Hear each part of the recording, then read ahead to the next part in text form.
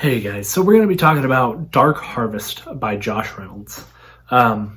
Probably one of my not all-time favorite books, but it's definitely like in the top 15 books I've ever read. I liked the heck out of it. It's dark, it's gritty, it's creepy.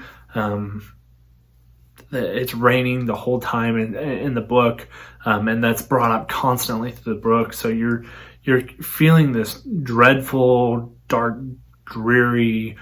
There's some weird stuff going on in this town, so it's like kind of evil spirits and stuff. So either way, but like you definitely feel the book, and I think that's awesome. That the author was able to really convey the scenery, the setting, the feeling, the emotions, everything that was going on with the characters and what everything, like the setting and whatnot, and really made you feel those things. Because I think that's something I didn't feel with the 40K horror book, and maybe it's because I'm so,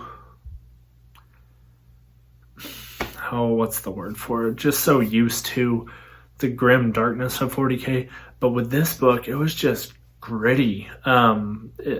It's raining the whole time. They got some weird occult stuff going on in this town. The main character is definitely a tough guy character, and you just feel a lot of what's going on. At least I did. I thought it was a really neat story. So much so that the setting inspired me for my Halloween haunt this year. So I've already gotten started on it. And it's swamp themed.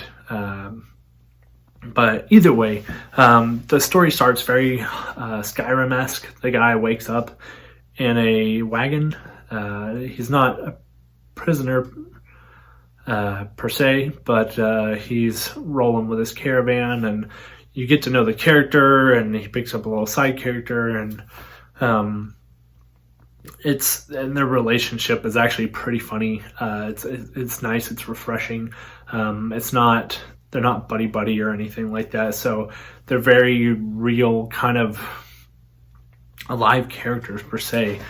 You very much believe kind of who they are. I think Josh did a really, really good job of characterizing each person and basically like having them stick to, because sometimes characters falter a little bit here and there.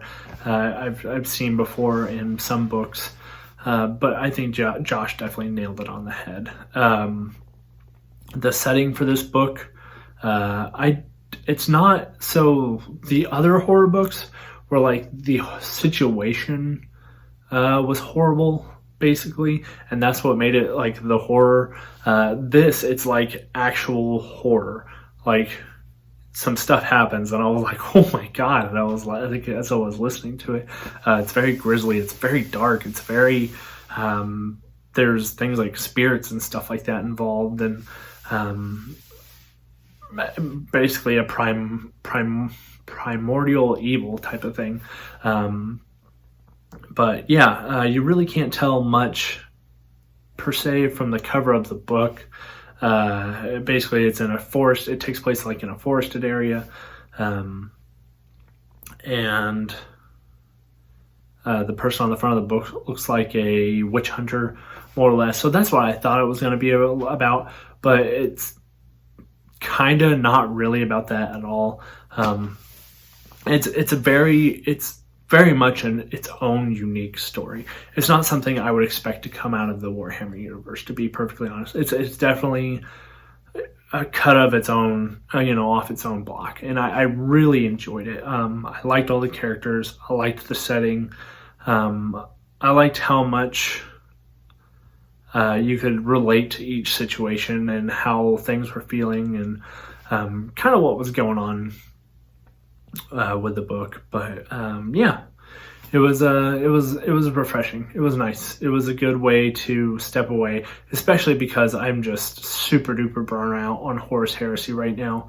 I'm like on book 46 or 7 or something like that. I am so close to the end. I can taste it, and I am ready.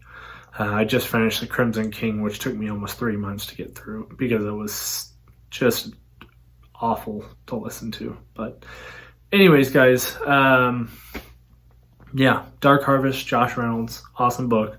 Loved characters, loved the setting. Definitely pick it up. I highly recommend it.